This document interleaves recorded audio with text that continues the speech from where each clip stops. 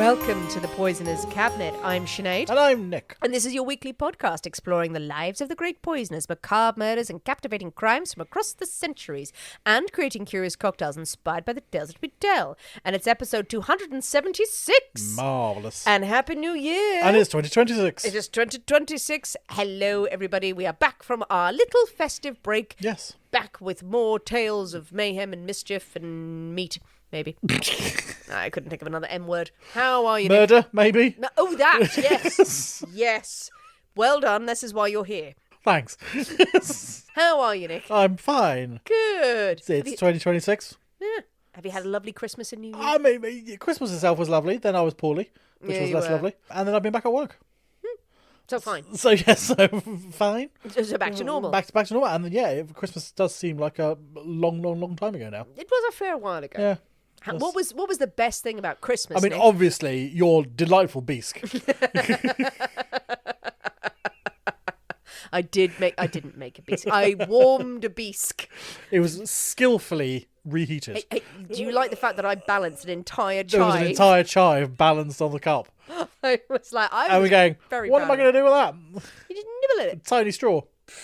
Drink it through with some lovely wheaten bread on the side. There you are. It was a damn tasty biscuit. We did have a lovely Christmas day. That was a lovely And Christmas a damn tasty Christmas dinner. Any poisonings this week?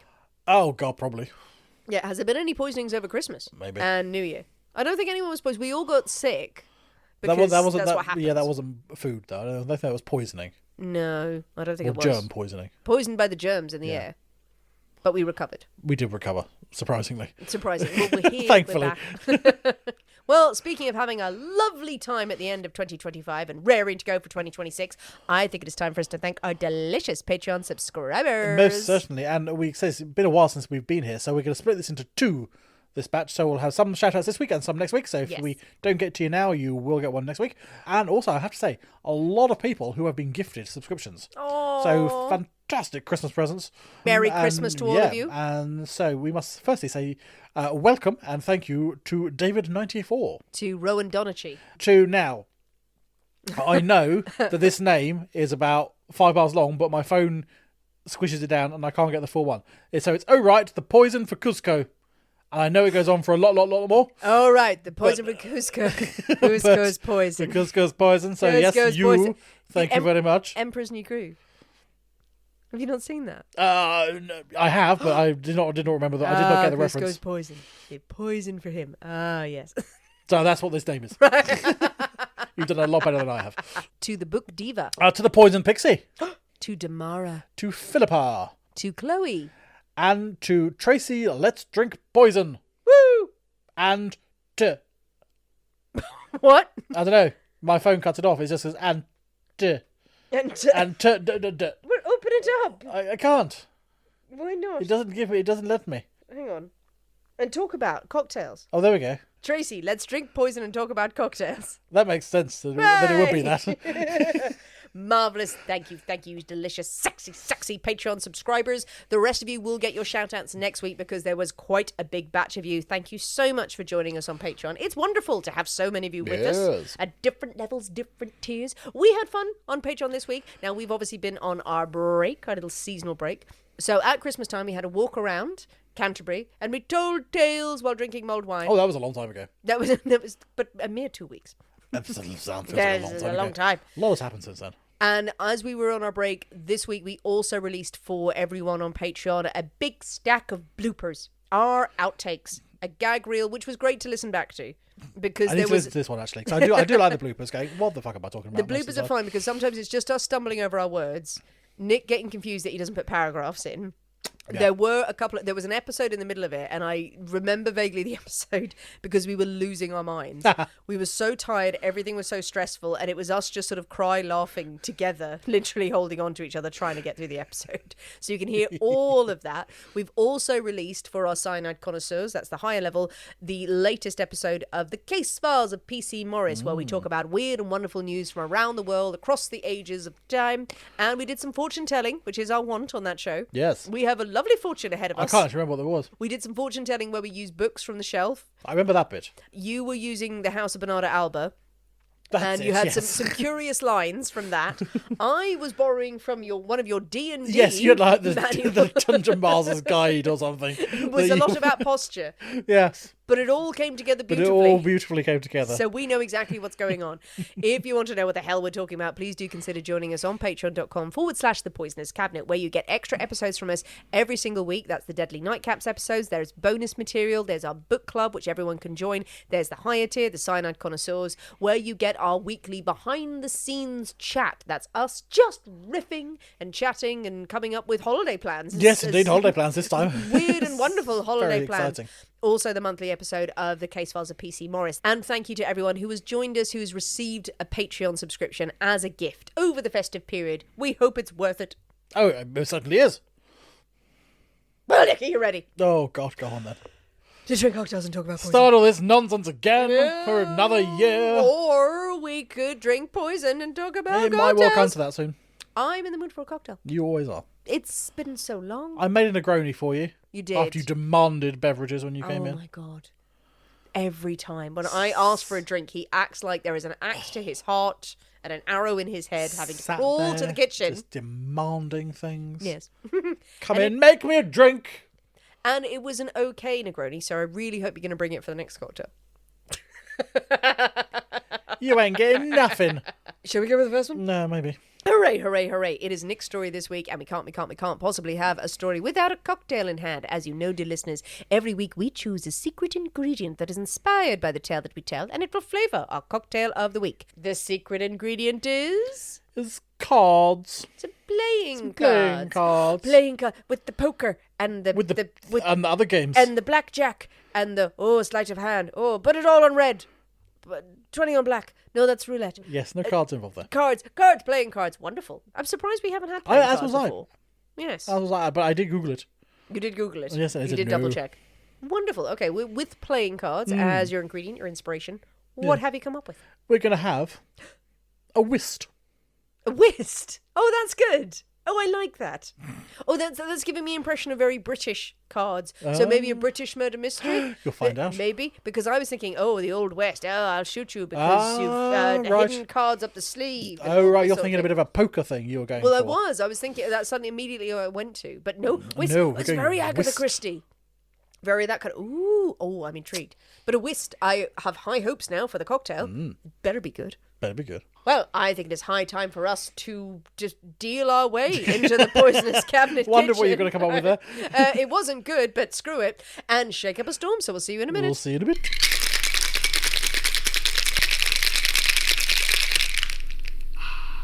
And we're back. Hello. Well, Nick. Yes. The whist. Wistful it is. It's a brown drink. Brownie drink. Is it sort of two-tone? It's got a bit sort of an ambery browny sort of. It's not brown. It's not... Okay. It's only brown.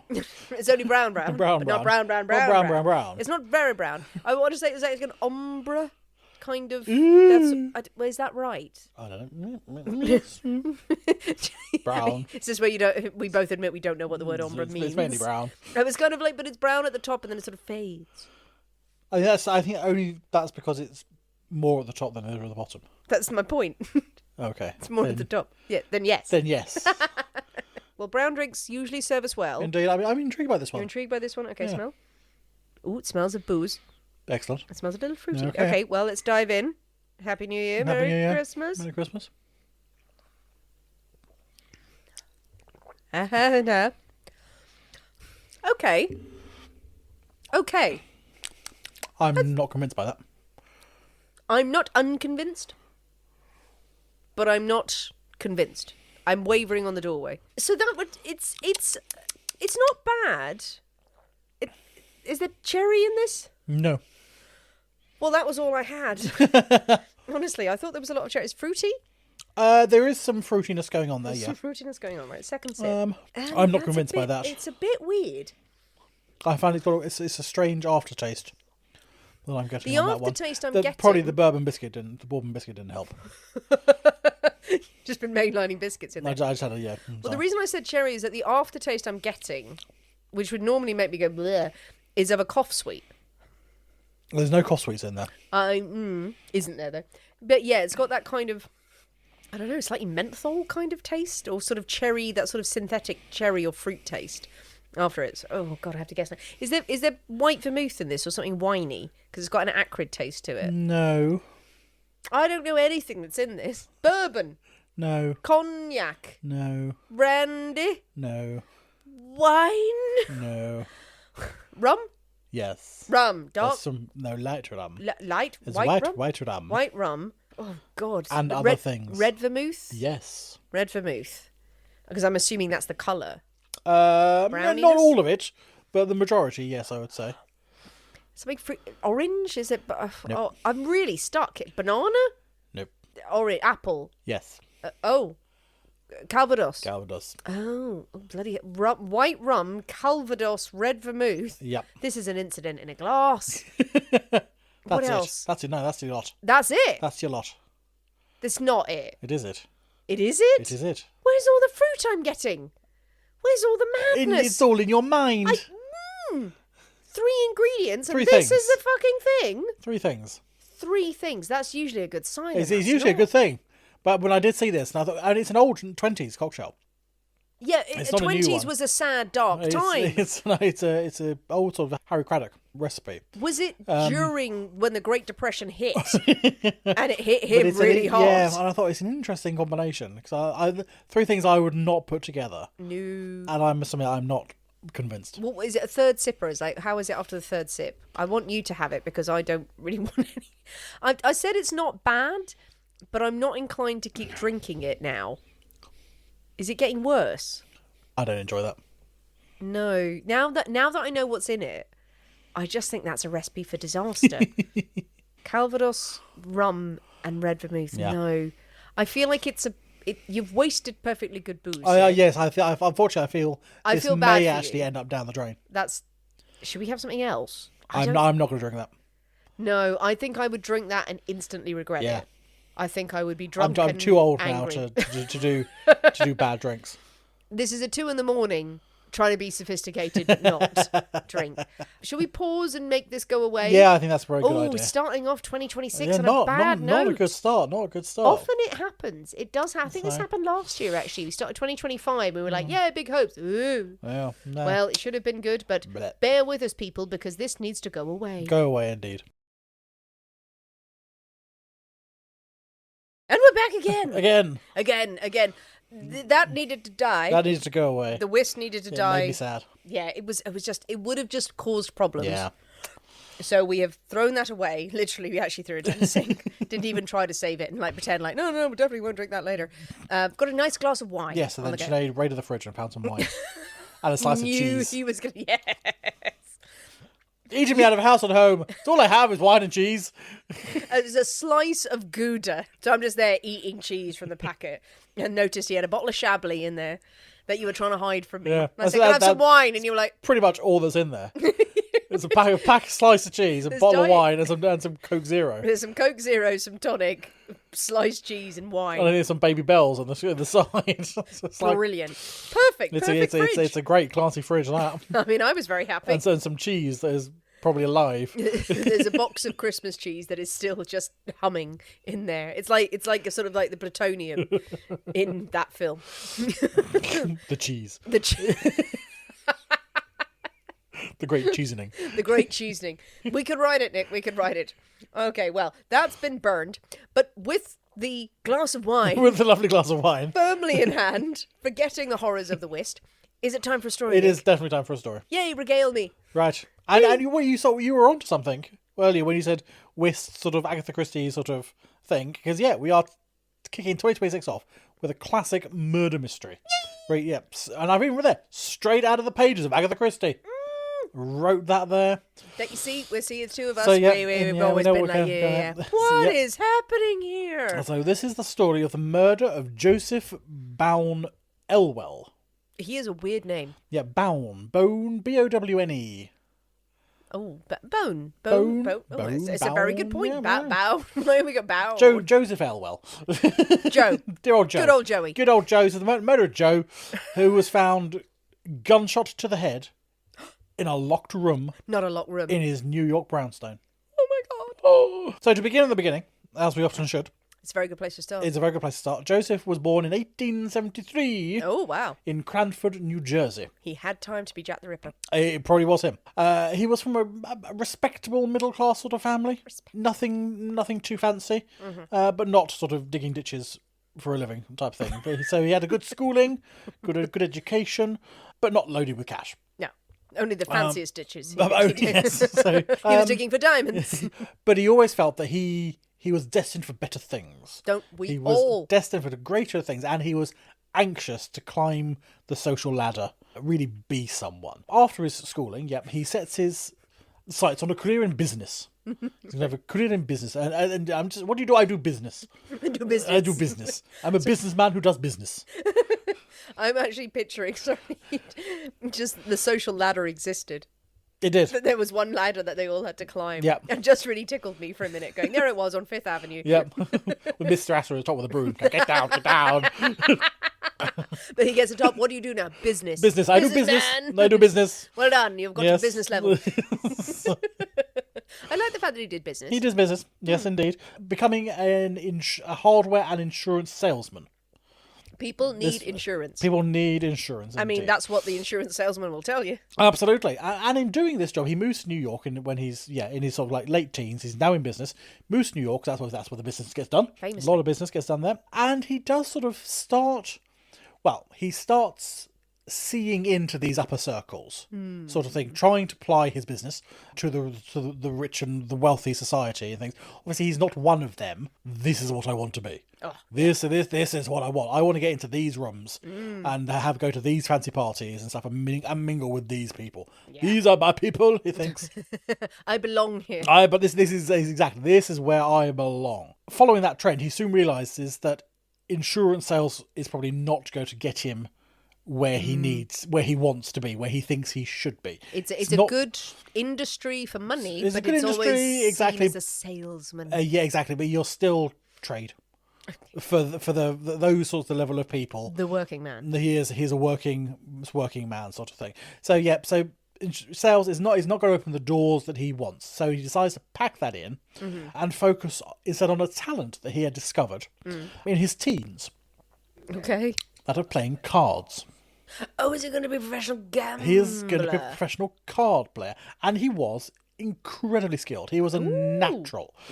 He was able to analyse situations, sort of read his opponents, assess probabilities, all this sort of stuff. So he was an incredibly skilled card player. And later he became obsessed with sort of like logic puzzles and those sort of things to keep his mind sort of sharp and things. But he was incredibly skilled, and he became a regular on the city's sort of gambling scene, where his abilities earned him the nickname the Wizard of Whist. The Wizard of Whist. The Wizard of Whist. That is a great name. Which is a great name. Well done for whist. Well done for whist, indeed. But boo to the whist cocktail. Boo to the whist cocktail. If he was drinking those at the time, no, why? This is not worthy of my name. Well the Wizard done of Whist. for the Wizard of Whist. I can't play whist. It's a trick-taking game. Is it? Yeah. So whist is the precursor to bridge. Oh God. So you have to take tricks and you play in pairs. You just said a bunch of stuff I don't understand. To play whist, four people play whist, yeah, and you play in pairs. You play in pairs. You're a team sitting opposite each other and against the team sitting opposite each other. No, the tricks bit. I understand what pairs are. Right, and between everyone brings a pair. You have to win the most amount of tricks. What's a trick? So basically, you have one pack of cards. Yeah. And the whole pack is dealt out, so you have 13 cards each. Okay. The last card dealt. Yeah. That suit becomes the trump suit. I already want to shoot myself. I'm not going to bother. Not going to bother. Part of me really wants to know, but also no. He's good at playing whist. He's good at playing whist. He just gives away all of his cards. He's good at playing whist. I mean, he is frequently earning $1,000 a night. Type thing, which is a staggering amount of money. In that day and age. In that day and age, and we're looking sort of like 1910 type thing. Oh, bloody hell. He's earning a huge amount, much more than insurance sales. Well, he was dead right to change careers. He was like, well, I'm good at this. He's earning this huge amounts of money, and he's sort of also rubbing shoulders with the sort of the wealthy who wanting to gamble and are sort of slightly stepping down to mingle with the sort of the more common folk to gamble, the riffraff indeed. But so he's starting to get his reputation built. And even though his reputation was in the city was getting quite substantial and people really knew who he was as a skilled card player, it still wasn't really giving him the access that he wanted. So he wasn't getting the invitations to the fancy soirees and things like that. But people were happy to meet him in a gambling parlour somewhere, but he's not getting invited to people's houses. And so he's not one of them, sort of. Well, I guess sort of is it stereotyping to kind of think like, all the posh people were probably playing whist, but they're all like, it's lovely and fluffy, and we're not really any high stakes, but like go to the gambling parlours where there's real risk. Exactly, involved. There's a real risk of losing a lot of money and stuff like that. Yeah. So he's there. So he's become well known, but he's not of the group that he wants to be in yet. But this changes when he meets young socialite Helen Darby. Now, a new card game was all the rage. Bridge. So Bridge, which was the sort of successor of whist. It's a lot more complicated. Yes, not Snap. So we're talking sort of like, sort of late 1910s, sort of peak sort of Agatha Christie time. Everyone's playing bridge in parlours and stuff like that. God. I'm not going to ask. Aren't your dad? My dad is into bridge is now. Really into bridge, and every time I see him, he goes on about bridge, and he tries to explain it, and it just seems like the most complicated and brain melting thing ever. And I do not understand what the hell he's talking about. I worked in an old country pub, and they used to have like a bridge evening every now and then, and the obsession that people had. Oh, so seriously. Teams, but so complicated, and they would try to explain bits of it, and I was like, this is just nonsense. This is nonsense, but proper. But it makes no sense to me at all. But it is an incredibly skilled game. Is it? No, it is. No, honestly, is that what every bridge player tells you? It is really. That sounds like someone explaining a really complicated board game. Going, no, it's really, really skillful. Going, but I want to hang myself. There is. Why have I been collecting wood? You need to get all the hearts. But generally, you're playing with people who are equally obsessed. Yeah, nerds. Yeah, bridge nerds. Bridge nerds. Maybe we should learn bridge. No, can we film ourselves? I much prefer my complicated board games. If you learn bridge, you will never hear the end of it from your dad. Oh, God, your dad will hear it and just shuffle in. Yeah, love him. But no, Dad would be really annoyed because I'll be better than him. Oh, instantly. He would actually be really. You're very good at this sort of thing. Because he'll be here and then he'll be annoyed. Because you do actually have like a ranking. Yes. No, there are like proper rankings. Yeah, absolutely. Yeah. In the UK. Yeah, absolutely. And you throw the global rankings and stuff like that. And he's like 45 out of 47 or something like that. He's sort of like, boo. So it's like, he's not very good. Love you, Dad. Can't wait for Bridge Day.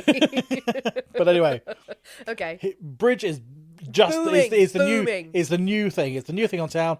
Sweeping across the city, everyone is clamouring to learn this new game. Yeah. He, of course, has picked it up like that. Yeah. He knows it all, and he has really understood its complexities and stuff like that. And he becomes quite the authority of the game. Helen is equally obsessed with this newfangled bridge. Love it. And the two sort of bond over their love and their mutual fascination of the card game. Oh, do they? Or is it a hot kind of bonding? It's a hot bonding. It's a hot bonding. Oh, the Helen, steaminess of the cards. It comes from a much more distinguished family. Oh, my. Her cousin is married to Ethel Roosevelt. Oh, bloody hell. Which is the youngest daughter of the future president. Yeah. So it was 1910, yeah, exactly. So Roosevelt is not until for another 10, 15 years or so yet. Yeah, sorry, I was like, she 5? So a much fancier family. So Helen is much more respectable. She's a society lady. Yeah. So now he has the access. So the pair they marry. No, you skipped over all the hotness though. Yeah, playing strip bridge. Because wasn't going with that, but just, society lady, and he's smart. And Got my trump card here. I don't know how bridge is played, but I can only assume there's lots of rubbers and tricks.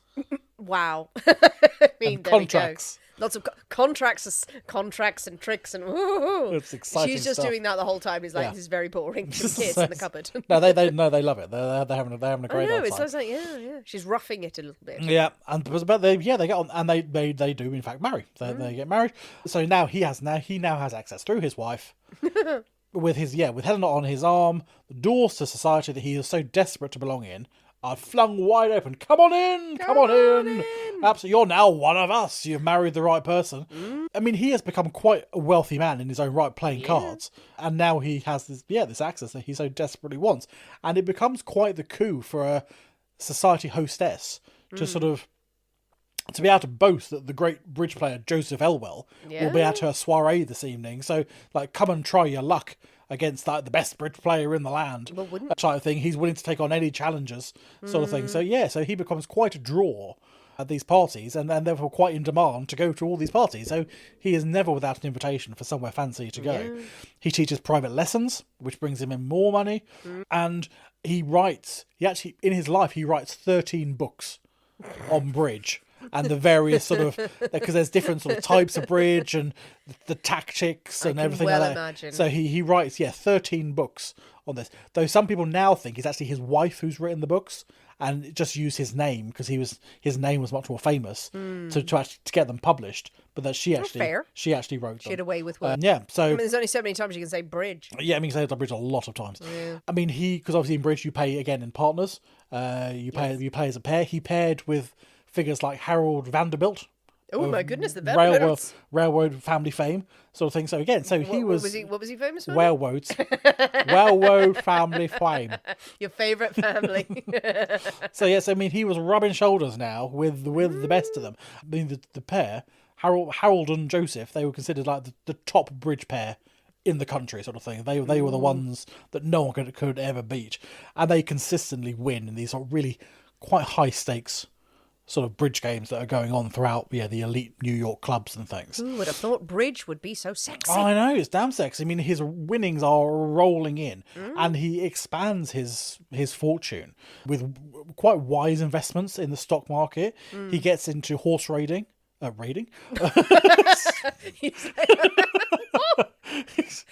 You just get bored of cards, steals horses. He just gets bored of cards. Yeah, exactly. Just goes around. So people are very confused by the bridge game because there's horses everywhere. Playing bridge from horseback is very dramatic. That is one way to fox your partner. I don't know if there's much bluffing. It's more skill, isn't it? And not as many horses as you would think. Not as many, but some. So horse racing. Horse racing. Well, why not? He buys racehorses. So he ends up, in the end, he ends up owning about 20 thoroughbred racehorses. Oh, geez. He owns a stables in Kentucky, which is where the racing happens. It does, yes. So he ends up, owning all these racehorses. He owns 5 cars. 5 cars, but 20 horses. 5 cars with chauffeurs, obviously. He's got a yacht. Nice. He's got his 4-story New York brownstone. Along with the stables, he's got property in Palm Beach in Florida. Oh my God. So, I mean, he is a wealthy man. How far along on all of this is your dad? Just the one horse. I think he's got a car. And a horseshoe. And a saddle. I think he might have a picture of a horse. But soon. This is your legacy. He does not want to listen to this episode. He's like, I'm really good at bridge. Well, there's this guy who had all of this. Shut up. So I mean, his life revolves around his social engagements, really. It would, yeah. He starts his day in the afternoon, where he goes to visit his broker, discuss his latest stock investments. Then he does a bit of business with the stables. So dealing with correspondence and stuff like that, and buying some new horses. All the letters the horses are writing to each other. He has people who work at the stables. No, I get it. Who look after the horses, who then write to him. No, the horses write to each other, Nick. Maybe I've misunderstood. He has people dealing with the admin. He has to deal with all the horse correspondence. Okay. Then he goes to the yacht. Then he goes to the yacht. After a long day. No more wine for you. Okay. He starts collecting art. He owns a Rembrandt, like you do God. in his brownstone. So he starts a nice art collection because why the hell not? I'm fucking loaded. Yeah, why not? And then he goes home, prepares for the evening, goes out to dine somewhere lovely, maybe gives a few lessons, and then goes onto a club or a cabaret or something. Invariably with a different beautiful lady on his arm each evening. But he's married. But he's married. He's not wed. He is married. It doesn't seem to bother him that much. No. So he becomes quite well known for his many infidelities, potentially more so than for his card skills. He is known to have many affairs with women across the city, frequently with women much younger than him. All the better if they're married. Much more fun that way. Is that he's a man who likes risk? He likes absolutely. Ish. He likes Bridge being the long game that it is. But he does it. He enjoys the challenge and he enjoys the risk. I mean, indeed. he does sound loaded and living this incredibly fast, luxurious lifestyle. He's going to want to have fun. Indeed, and that he does. I mean, his floundering behaviour seems to start around 1905, which is the year his wife gives birth to their first son, Richard. Ew. So it looks like she's got pregnant. She can't go out and do the fun things. We can't go out and drink until the early hours of the morning and stuff like that. So therefore, what's a man to do? What's a man to do? What's Must a man have to a mistress. do? Must have many ladies on the side, and all the other millionaires and businessmen around that would also have. Well, exactly. Yeah, exactly. So it was one of those things that lovely. Everyone knew about. No one really talked about. Well, it was talked about, but gossiped about, but not discussed. No. Yeah, exactly. It's exactly what it was. And despite the sort of the scandals that these affairs sort of should have caused, Helen seems to accept the fact that this is what Joseph is doing. She knows she's not going to change his ways at all. In 1916, they agree to separate. Okay. They're still married. They're living separately. Yeah. He has agreed he will pay for a house on Park Lane. Nice. He is going to give them his Helen and their son Richard an allowance to keep them going. So she seems quite content that now she's being well looked after. She's able to live her own life, and Joseph is off doing his own thing in his brownstone. Fine, she's got enough money to be quite comfortable. Yeah. As she is. So they're now living a very separate lives. Technically they are still married, but this only encourages Joseph now. So his sort of reputation as a cad about town sort of increases exponentially. It leads to a number of awkward encounters with angry fathers and husbands and things like that. Though it seems that there's actually little real threat. There are a few sort of arguments on doorsteps and that sort of thing, but nothing ever sort of turned to sort of physical violence or anything particularly serious. Well, powerful, rich man. Yeah. Oh, you can. Well, what are you going to do about it? Yeah. Not a lot. Not a lot. There were certainly no reports of sort of assaults or anything like that. And he sort of brushes the encounters off. He probably pays people off, doesn't he? Well, maybe so, absolutely. He just now seems to care very little about what other people think of him. He's living his best life.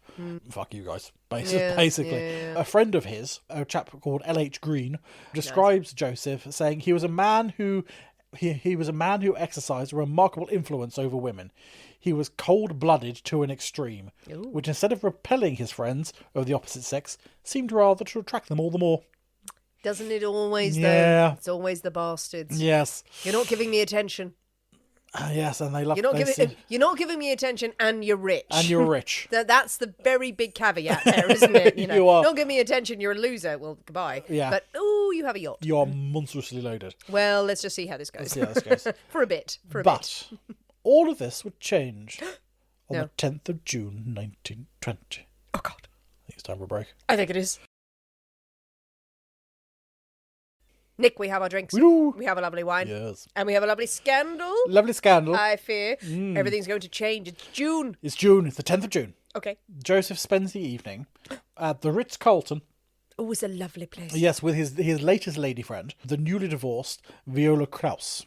Oh, she sounds fun. Yes, dear old Viola. Viola Krauss. They are there as the guests of Mr. and Mrs. Lewisham. Mr. and Mrs. Lewisham is Viola's sister and her brother-in-law. Okay. So the four of them out, having a lovely time at the Ritz-Carlton, having a lovely dinner. After their lovely meal, they go to Friends Ziegfeld's Midnight Frolic. Oh, wow. Sorry, what is it? Ziegfeld's Midnight Frolic? Ziegfeld's Midnight Frolic. Excellent. So this is an event that happens after Ziegfeld's Follies. Yes. So they then have, after that, they have the Midnight Frolic. Which is, it gets a little blue. I'm thinking this is the over 18s. This is the, like yes. all of it was, but... This is a quite a lavish late night review. It takes place on the roof of the New Amsterdam Theatre. Why aren't we there? And it has become the go-to place for the wealthy, those who want to be seen, those with cash to burn, and who don't mind losing a small fortune at cards. Oh my God. And things. Fabulous outfits. I know, fabulous outfits, fabulous performers, cabaret. I read that all the sort of the patrons were given little hammers that they would bang to show their approval of the various sort of events and entertainments and things like that. They would bang like gavels. Wonderful cocktails flowing. Wonderful cocktails flowing. Yeah, they're just the place to be. And the group partied there till the wee hours of the morning until Joseph decides to call it a night around about 1:30. Lightweight. Yeah, so he decides he's got business in the morning. He's got business. So he decides to head home about 1:30, and he goes home alone. And police were able to later ascertain, thanks to phone operator records, he arrived home sometime between 2:04 and 2:30. Okay. When he had answered a call. Nice. So a call had been put through at 2:04. He didn't answer. Another call 2:30, and he was home. So at some point between that time, he got back, and this call was from Viola Krauss, his date of the evening. Where did you leave? Don't know what was said. Where the fuck are you? More and more calls were made that night, or the early hours of the morning, really, including one to his stables in Kentucky at 4:30 in the morning. Now, unsurprisingly... Well, no, they are up early. Well, not that early, no one answered. So, but he was trying to get through, no one answered. The last call appeared to be made around about just gone 6, when he called a number in Garden City, New Jersey. Again, there was no answer. So police came to believe that something urgent must have happened to warrant this sort of flurry of calls, but because no one answered, we don't know what that emergency might have been. He gets home. Viola tries to call him. Yep. He's just left. So she's trying to reach him. So she's tried a few times to reach him. He does these calls in the middle of early hours of the morning. He makes his various calls. Something terrible has happened, or the cocaine is still cocaine. Well, very possibly. Perhaps he's just wired and he's got some fantastic racing ideas. This is something that's frequently left out of all of the crime stories at this sort of time, going, the amount of cocaine that would have been going around. Just as he's off his tits. Horses, 6 legs, give them more legs. They'll go 3 times as fast. Tape 2 together. All the old footage of the Follies dancers dancing really fast. That's not fast. That's just them off their faces on coke. So possibly some crazy ideas like that. Or something else, or mystery. At 6:30, the milkman recalled that when he had delivered the milk, the outer porch doors to the brownstone were open, wide open. But then Joseph was seen a bit later on that morning, collecting the mail and the newspaper from the doorstep. So that was around 9 o'clock, about 7:30 or so. So he was seen and that seems to be the last time he was ever seen alive. It's sort of 7:30 when he collected his mail from the door. Around 9 o'clock, Joseph's housekeeper, Marie Larson, arrives to work. She unlocks the front door. She brings in the milk and she prepares for her usual routine of doing a bit of cleaning, getting some breakfast ready, expecting him to be hungover to fuck, escorting whatever latest lady is in the house, sort of making sure she's tidy, but yet to do her breakfast, her duties. I like the way you added in that the lady had to be tidy. Yes, I have to tidy the lady before she leaves the house. Just so her to seeing her out, dusting her down with a feather duster. Can't be seen to be an unkempt lady leaving the house. Probably out the back as well. Going, well, back. Be gone with you, lady. Oh, thank you for that. She enters the living room and she notices Joseph sitting in his chair. I know. She calls out a welcome, but he does not respond. Now, figuring her boss just must be nodded off or something like that in his chair, she goes across to wake him. The figure in the chair barely looked like Joseph Elwell. Ooh. He's in his pyjamas. His wig and his dentures are missing. Wig and dentures. Wig and dentures.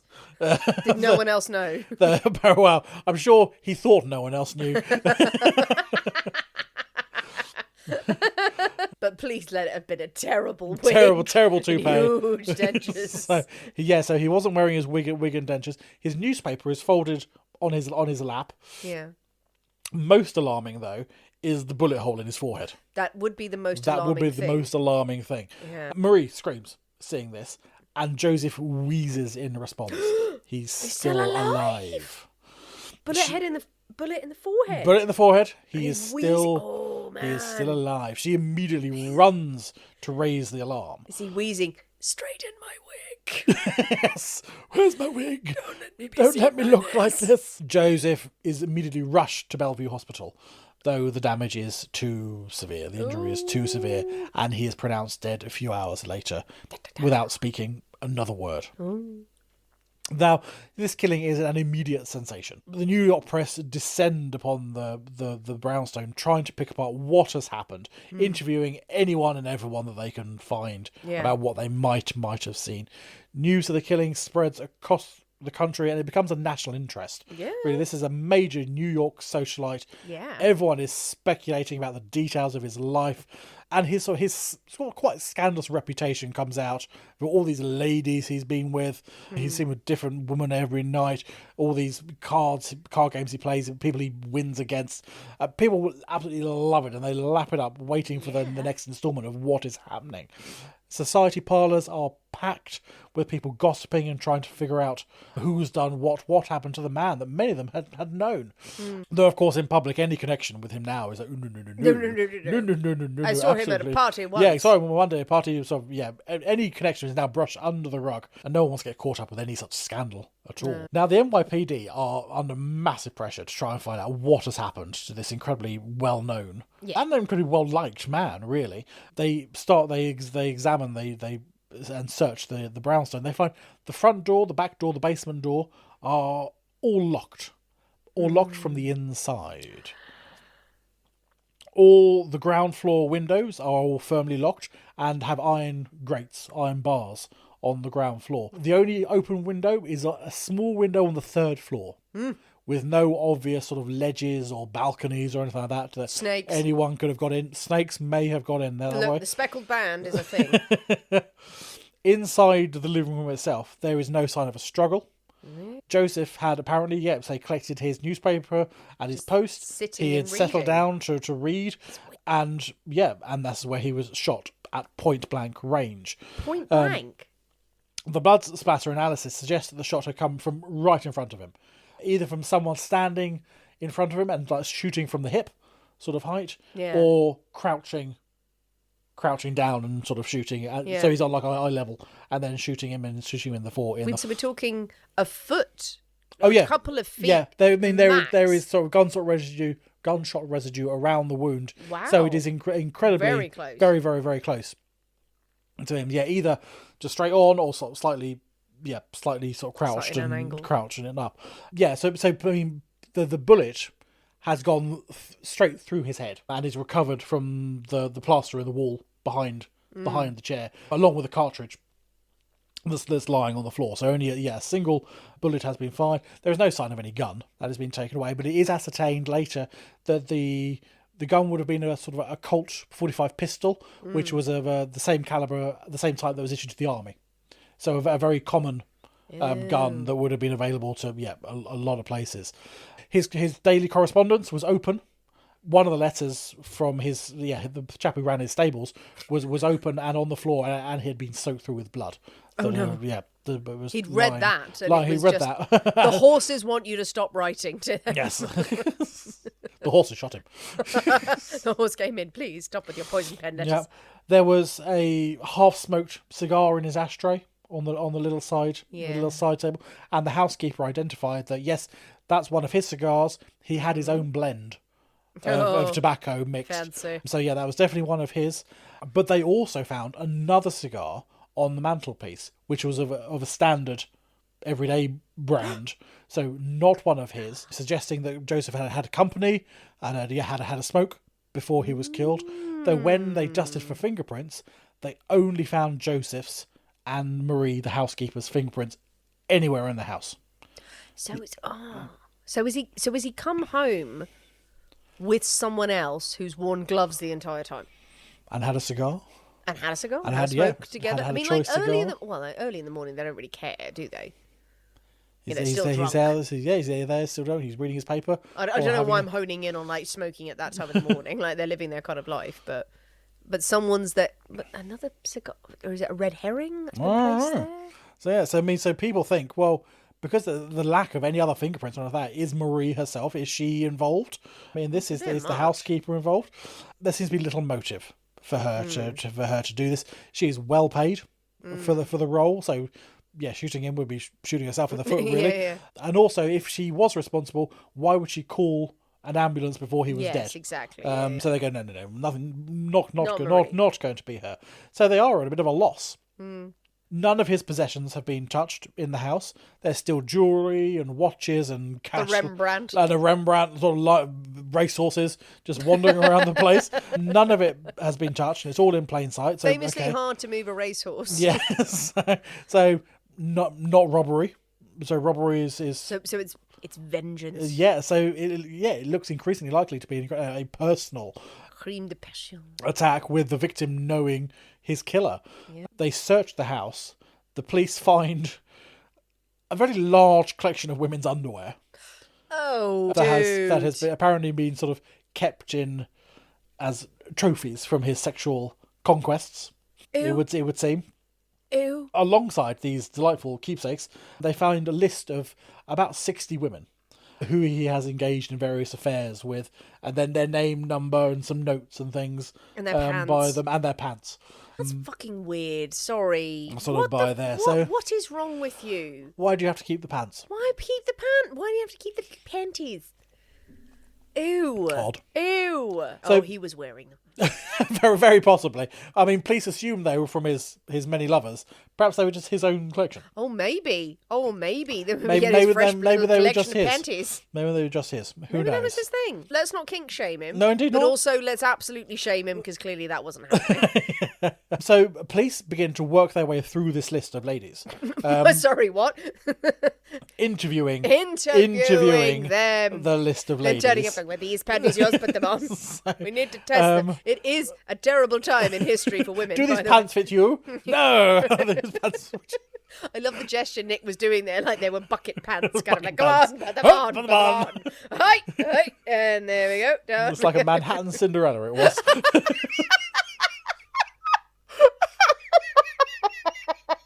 Whomever these panties fit is the killer. Who will line up?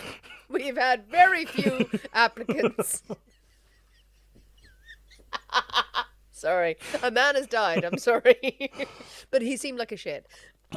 Yeah. So police they interview these women, but they also interview sort of their associates as well. So husbands and fathers and boyfriends and their own ex-lovers and such like. They're all trying on the pants. Yeah. So I mean, it is also rumoured as well. It comes out that a lot of these women had keys to the brownstone. They were given keys. Officially, only Joseph and the housekeeper have got keys. Yeah. But it comes out that actually there's a lot of keys to this house, floating around the city. All in all, police they have said they are said to have had over 1,000 suspects. Okay, right. Between the women and their contacts and such like, and the people they interviewed, who may have had a motive to do in Joseph. This includes Joseph's former wife Helen. So they interview her as well. After their separation in 1916, so Helen had been living quite comfortably in the house provided by Joseph.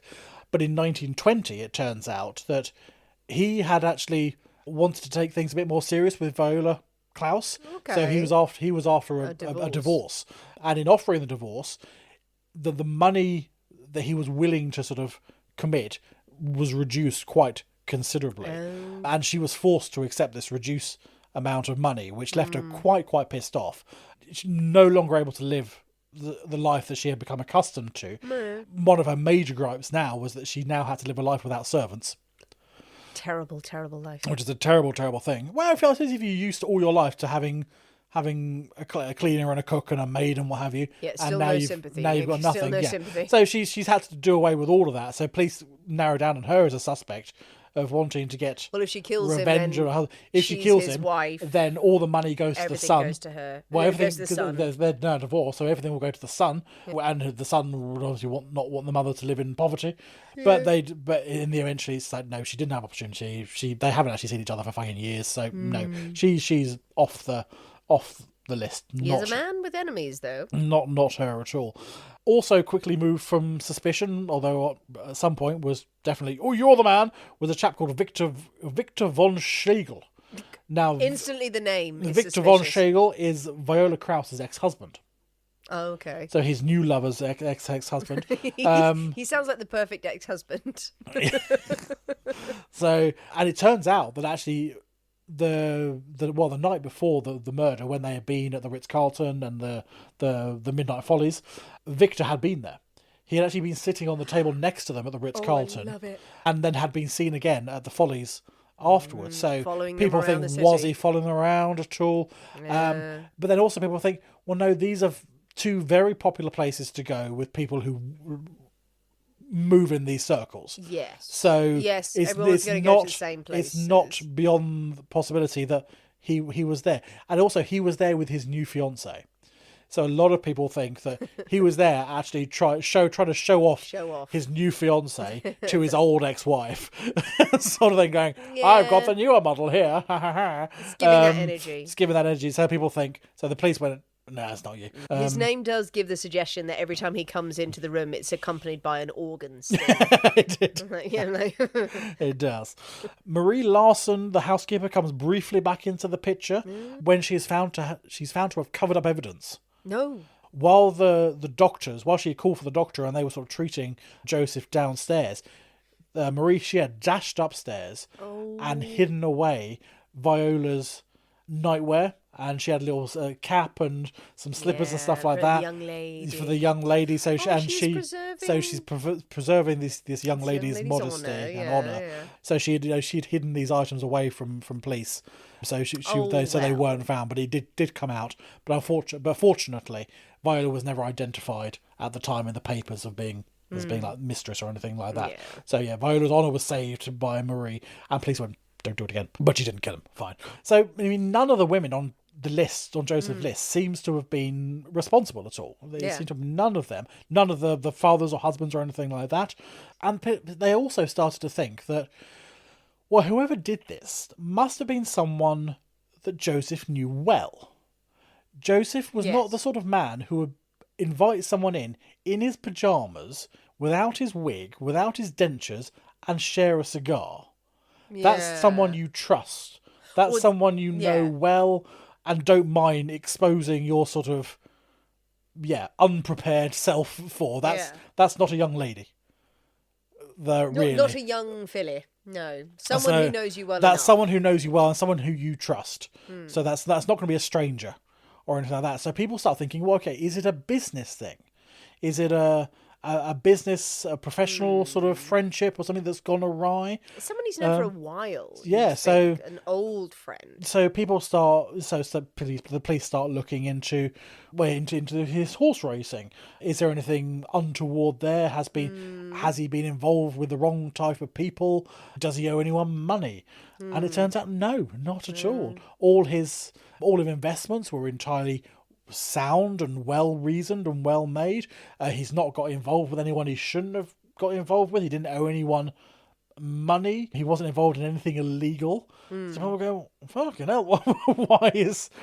So people have actually no idea, and they really drag through all his accounts and things. Now everything is accounted for. There's nothing untoward. There's nothing untoward here. So police seem to exhaust every avenue. They cannot fathom who has done this. And as time has gone on, sort of the reports of his murder have sort of slipped further and further and further down in the press. Yeah. So he's now on the back page, if anything. Slowly, things get forgotten. The case is closed. The police have no suspects. They actually have no clue as to how the murder was committed. Everything was locked up. How do they get in? How do they get out? We don't know. He must have been invited in, but then if he was, then how was everything locked from the inside if they escaped? Someone has a key, but then still none of those people seem to fit. None of the people who have got keys seem to fit. Nobody would ever be charged. What? With the murder. Why? And the impossible crime remains unsolved to this day. Shut up! No, there's no resolution. There's no resolution. Why was Benoit Blanc not brought in? No one And knows. Poirot. No one has ever figured it out. No one's figured out how he did it. No. How it was done. Or who done it. Who done it? Who done Well, it? I mean, how it was done, yeah, someone must Someone have shot keys. him. Someone shot him. Someone shot him. Someone must have had keys. Okay, so someone somewhere. had keys, came in, locked up after they left. He's sitting there he's gone out to get the paper. Yeah, he's gone out to get the paper in his post. He's gone out to get the paper and the post. He's sitting down. He's reading the post. He's reading the paper. So he's relaxed. He's calm. Yep. I don't think anyone was there because I was erring. As in erring on the side of did someone come back with him that night But, I mean, and was yes, I mean, asleep, and someone was sleeping upstairs, and he's just sitting there merrily, just reading his paper, reading the mail, and then the person is either sleeping, comes downstairs, shoots him in the head, but then would need a key. But also, I mean, it's thought, well, they seem to have shared a cigar. They seem to have shared a smoke. Someone sat there, yeah. So someone was there having a smoke with him and then shot him. Well, unless it's a red herring, unless it's a woman. Unless the cigar had nothing to do with it and it's been there for a couple of days or something. But Or is it a woman? Is it one of his conquests? Let's call it that, nasty word, but a lady he's had an affair with. Has she come in and then, has placed a cigar on the side to go, Maybe. hey, a man was here. Men smoke cigars. very possibly. Could it be a jilted lover? Well, absolutely. Who had a key, came in, Yeah. found him sitting there early hours in the morning, and he's like, oh, hello, you up for something? And then she just shoots him in the head. It's walks entirely possible. Oh, I'm erring on that. Yeah. I'm erring on that. I think the other cigar was a red herring Yeah. because no fingerprints. No fingerprints or anything. Because it's such a precise crime, so well thought out. Yeah. With nothing else around. There's no way you would just leave a cigar. You're smoking that, I'm just going to leave that and then clean up and lock up after you without any fingerprints on there. Yeah. It's got to be a red herring. It does seem like it, but yeah, because one does not smoke cigars with gloves on. You can. One can, but If I you're can't trying to imagine, hide your I fingerprints. can't imagine one does. I don't know. I've never smoked Well, a it cigar. would be very suspicious if you invited someone in and said, no, I'm going to smoke the cigar very fast with my gloves on. With my gloves on, yeah. While pointing a gun at you. Oh. So, Well, maybe he just messed around too many times. Found out Yeah. what happens. Ooh, it's a good mystery. but officially it's a mystery. But that's a good one. That is a good basis. Has that been adapted into stories? Not that I'm aware of. Well, people think he... Inspired. Yeah. So, I mean, some people, it's believed that he actually inspires Gatsby. Oh. Yeah, he is used as Really? an inspiration. Oh, okay. Yeah. Okay. There is another... I can't remember what the play is called. There was another sort of fiction that was written a few years later, which is pretty much a direct copy Yeah. of his. So it's some sort of police investigations novel that was written, which is an exact sort of replica of this crime, and that was novelized and things. But people think it's the inspiration between sort of Jay Gatsby and things. But nice locked room mystery. Interesting. Well, what do you think, people? What do you think of the mystery of our billionaire bridge player? Probably not a billionaire, but Probably he did not well. a billionaire, but he did well for himself. He had a Rembrandt. And He had a many, many Rembrandt and some horses. horses. Do you think this was a case of a jilted lover coming in and having her revenge because he was moving on, had a new lady on his arm who was going to marry, very publicly, apparently, was seen about town? An angry husband. Was it an angry husband? Was it an angry father? Was someone who was just bitter at all the success that he was having? Was it a business partner? Was it one of the horses? Was it a deranged housekeeper?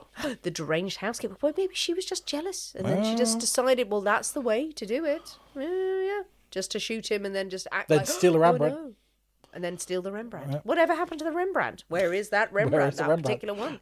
Tell us what you think. Jump on the comments of this episode. Share your thoughts, your feelings, your theories, and your musings. But most importantly, don't mix up the whist. The whist. He may have been the Wizard of the Whist. The Willow of the Wisp, maybe. But no, that was not That was disappointing. great. Have a glass of wine instead. Have a big old glass of wine, because we've had a lovely Chablis. But the other one, maybe it would be to your taste. It's 3 ingredients, but they don't seem like a good mix. And it's asking for trouble, that drink. Yeah. It's asking to get drunk quickly and to feel a bit sick. There are better 3-ingredient drinks out there. Definitely. Like a Negroni Like a or Negroni. a Red Hook. So have one of those instead. Send us pictures and tales of any cocktails you are enjoying around the world. Please do keep sending us suggestions of stories we can cover in the future. We are gathering all of those together, stuff that's sent to us on Instagram and on Patreon and on email.